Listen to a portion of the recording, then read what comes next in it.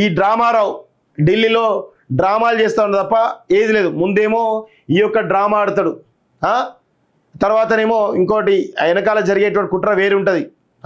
పాపం ఈ అమాయకమైనటువంటి గిరిజన బిడ్డలను ఈయన యొక్క రాజకీయ లబ్ధి కోసం వాడుకుంటా ఉన్నాడు. అమాయకమైనటువంటి గిరిజన స్త్రీమూర్తులను తన రాజకీయ ఎదుగుదల కోసం వాడుకున్నటువంటి ఈ దొంగ కేటీఆర్ను లగచర్ల బాధితులు కానీ లంబాడ సామాజిక వర్గం కానీ దయచేసి నమ్మొద్దు అని చెప్పేసి నేను కోరుతా ఉన్నాను.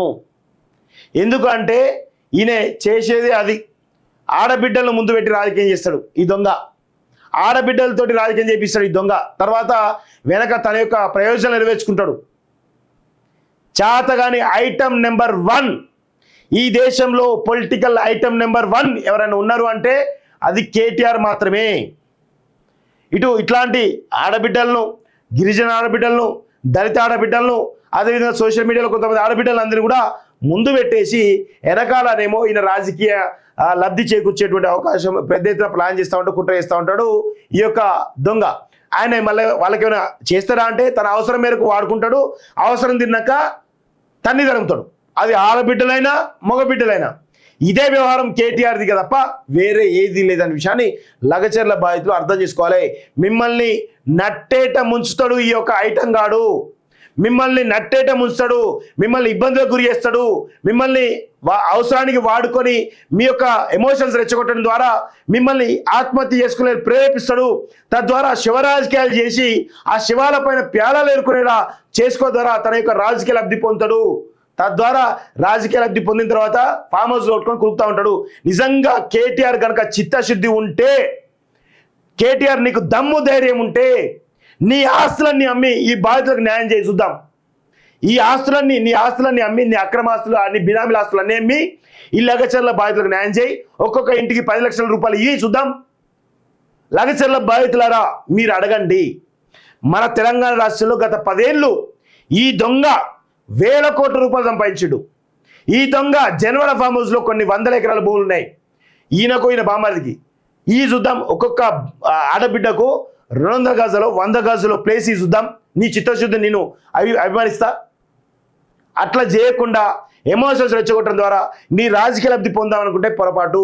నీకు చిత్తశుద్ధి ఉంటే నువ్వు అక్రమంగా సంపాదించిన డబ్బులను వీళ్ళకు పంచు, ఆ లగచర్ల బాధితులకు పంచు.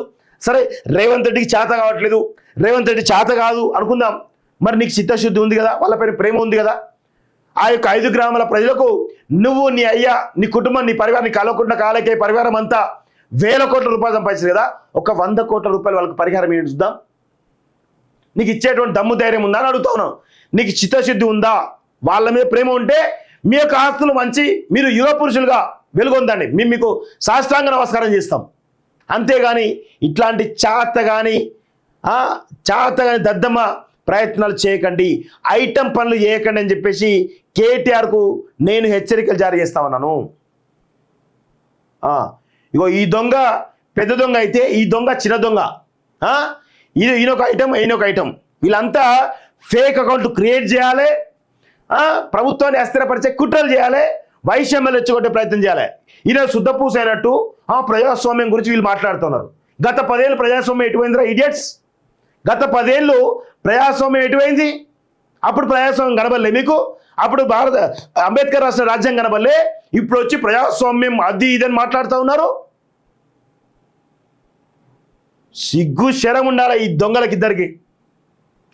బరాబర్ దొంగలు వీళ్ళిద్దరు. ఈ డ్రామారావు ఢిల్లీలో డ్రామాలు చేస్తూ ఉంటాడు తప్ప ఏది లేదు. ముందేమో ఈ యొక్క డ్రామా ఆడతాడు, తర్వాతనేమో ఇంకోటి వెనకాల జరిగేటువంటి కుట్ర వేరు ఉంటుంది. పాపం ఈ అమాయకమైనటువంటి గిరిజన బిడ్డలను ఈయన యొక్క రాజకీయ లబ్ధి కోసం వాడుకుంటా ఉన్నాడు. అమాయకమైనటువంటి గిరిజన స్త్రీమూర్తులను తన రాజకీయ ఎదుగుదల కోసం వాడుకున్నటువంటి ఈ దొంగ కేటీఆర్ను లగచర్ల బాధితులు కానీ లంబాడ సామాజిక వర్గం కానీ దయచేసి నమ్మొద్దు అని చెప్పేసి నేను కోరుతా ఉన్నాను. ఎందుకంటే ఈయన చేసేది అది. ఆడబిడ్డలను ముందు పెట్టి రాజకీయం చేస్తాడు ఈ దొంగ, ఆడబిడ్డలతోటి రాజకీయం చేపిస్తాడు ఈ దొంగ. తర్వాత వెనక తన యొక్క ప్రయోజనం నెరవేర్చుకుంటాడు. చాతగాని ఐటమ్ నెంబర్ 1 ఈ దేశంలో పొలిటికల్ ఐటమ్ నెంబర్ 1 ఎవరైనా ఉన్నారు అంటే అది కేటీఆర్ మాత్రమే. ఇట్లాంటి ఆడబిడ్డలను, గిరిజన ఆడబిడ్డలను, దళిత ఆడబిడ్డలను, అదేవిధంగా సోషల్ మీడియాలో కొంతమంది ఆడబిడ్డలందరినీ కూడా ముందు పెట్టేసి వెనకాలనేమో ఈయన రాజకీయ లబ్ధి చేకూర్చేటువంటి అవకాశం పెద్ద ఎత్తున ప్లాన్ చేస్తూ ఉంటాడు, కుట్ర చేస్తూ ఉంటాడు ఈ యొక్క దొంగ. ఆయన మళ్ళీ వాళ్ళకి ఏమైనా చేస్తారా అంటే తన అవసరం మేరకు వాడుకుంటాడు, అవసరం తిన్నాక తన్ని తడుగుతాడు. అది ఆడబిడ్డలైనా మగబిడ్డలైనా ఇదే వ్యవహారం కేటీఆర్ది తప్ప వేరే ఏది లేదనే విషయాన్ని లగచర్ల బాధితులు అర్థం చేసుకోవాలి. మిమ్మల్ని నట్టేట ముంచుతాడు ఈ యొక్క ఐటం గాడు, మిమ్మల్ని నట్టేట ముంచుతాడు, మిమ్మల్ని ఇబ్బందులకు గురి చేస్తాడు, మిమ్మల్ని అవసరానికి వాడుకొని మీ యొక్క ఎమోషన్స్ రెచ్చగొట్టడం ద్వారా మిమ్మల్ని ఆత్మహత్య చేసుకునే ప్రేరేపిస్తాడు.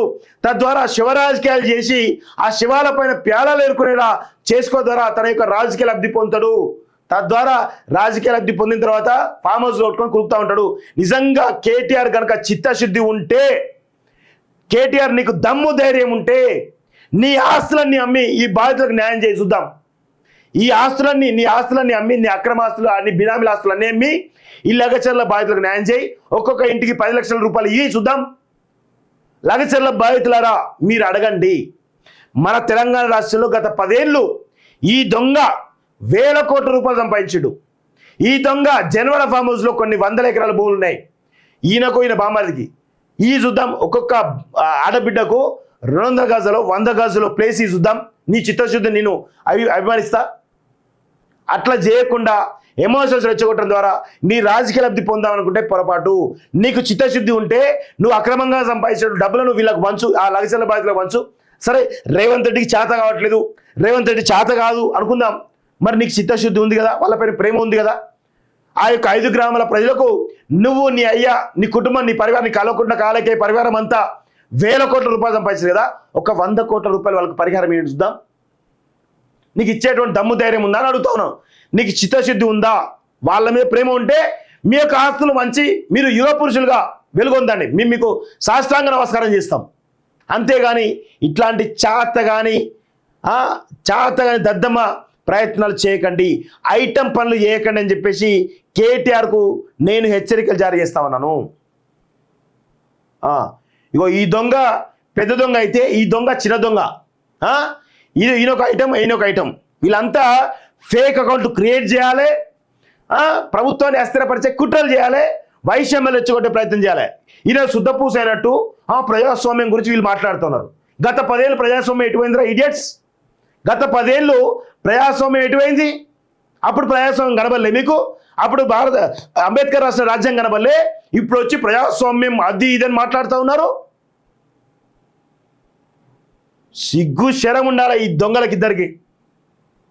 బరాబర్ దొంగలు వీళ్ళిద్దరు.